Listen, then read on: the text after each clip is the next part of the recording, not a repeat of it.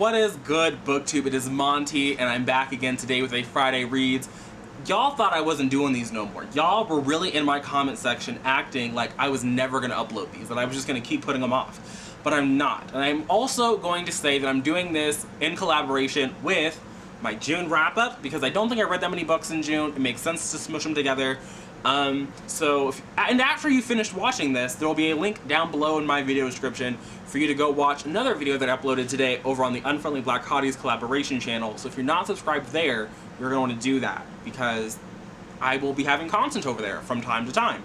So I'll also leave a link down below to their Twitter, so you can keep up to date with what the happenings are. There's a whole book that has a whole book club. I'm gonna be launching a book club over here pretty soon. Like, we just doing all the things in 2020. Quarantine is making us productive. So we're gonna start off with the Friday reads, and then I'm gonna go into the June wrap up, and that's how we're gonna structure this. So for this weekend, I have 2 books that I want to get through, and I think that I will be able to if I actually make time to read, / I probably will be going live on Sunday to do reading sprints. And I think that both of these things are things that I could fly through in a reading sprint, and I think I'll understand once I actually get to them. So, to spoil my Black Book June haul that I haven't filmed yet, spoiler alert, I'm still waiting on one final book to come in, and then everything will be here.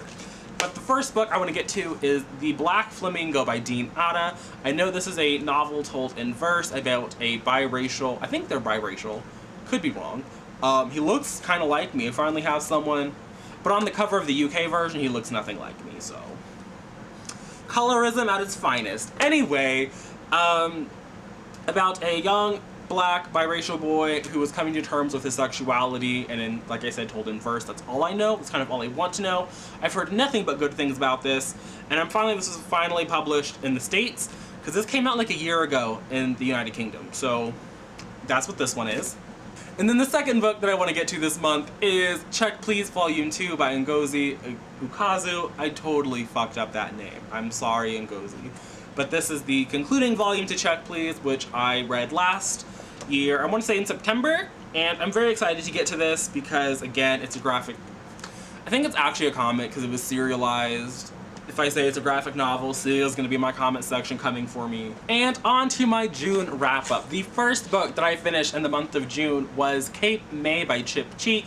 I'm not going to get too much into this. There's been a lot of people who've talked about this. I think RC uploaded a video, Casper uploaded a video, Chanel has the video. You can watch any of their actual reviews on it.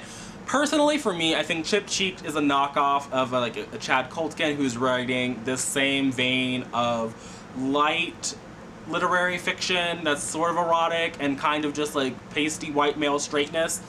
I think Chad Colton's books are better. I think the only reason this book is as bad as it is because the man got as much money as he did for it. Like, I think that's really the only reason this book is, you could classify it as bad, because I would not pay $800,000 to acquire this title.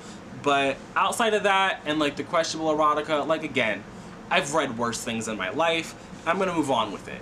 The next thing I read was Conventionally Yours by Annabeth Albert. This came out at the beginning of the month, and this is a queer love story.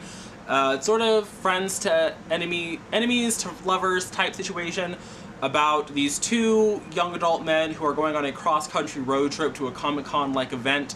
More like a Magic Con that takes place in Las Vegas. I think that's what happens in Vegas. I don't know. I don't live there. I don't do Magic the Gathering. I felt that a lot of the story was convenient, and it didn't really click the way that I wanted it to, and I was overall not impressed with Conventionally Yours. Annabeth Albert has a ton of backlist titles that I think they self-published back in the day or recently, whatever, but this was put out through Sourcebooks Casablanca. I also found that the tone of the work was very juvenile for characters that were meant to be in their like early to mid-20s. Like, one of the characters had been rejected from medical school at least twice. So I found that the tone didn't quite match the age, so it was kind of all over the place. I didn't like it at the end of the day. Was not a fan. Then I read The Queen.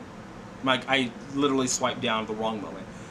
The Queen, The Forgotten Life Behind an American Myth. This was about Linda Taylor, who was a woman in the 60s. I mean, she existed. She was scamming people long before the 60s.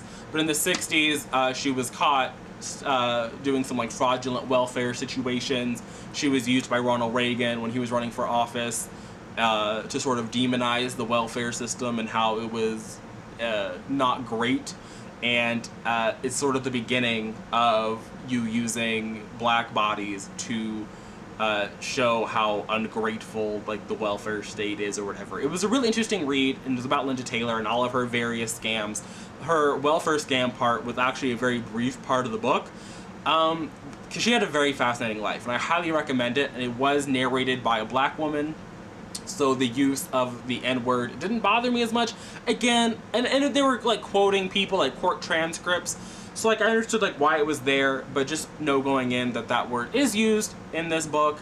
But the narrator, as far as my research led me to believe, was a black woman, even though the book, again, was authored by a white man. The moments it was used were in a court transcript type situations, so like that's what this racist man was saying. Linda Taylor did lead a very interesting life, and I think that this was a very interesting and compelling read. I don't think I rated it on Goodreads. I did not, because I don't typically rate nonfiction, but I thoroughly enjoyed my time with this text. And then the last book that I read in the month of June was the Cover Horrors book of the month, and that was Felix Ever After by Kaysen Callender. I did initially film a review of this, and I was going to edit it and upload it, but ultimately I don't think this book is me. It's not for me. It was not written for me. It was not, and I don't think that, you know, books have to be for you to actually review them, but I think that ultimately the issues that I had with it were I'm over these forced outing storylines in queer lit. I'm sure, but from all of the discussions I've seen by actual trans people, they are really in love with Felix, and so I felt that filming a review where I talked about forced outing and how I was over that as a plot device, when I've also tweeted that marginalized creators should be able to take tropes that other people have used and explore them. Ultimately, this wasn't... I liked the characters. I found that a lot of the dynamics, the character dynamics, were interesting. But ultimately, again, like the forced outing narrative, it just made me really uncomfortable.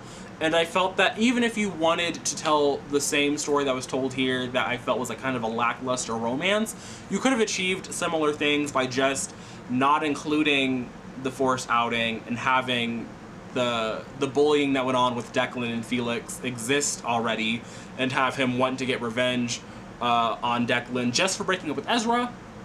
And I don't think it would have really fundamentally changed the narrative too much.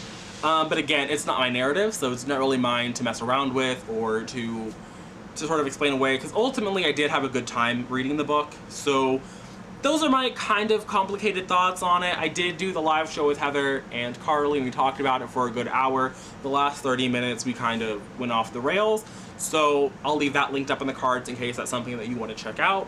But that's all I got to say. Thanks for watching. If you made it this far into the video, make sure you leave this emoji down in the comments, and I'll see you guys again soon in another video. But until then, and until next time, bye.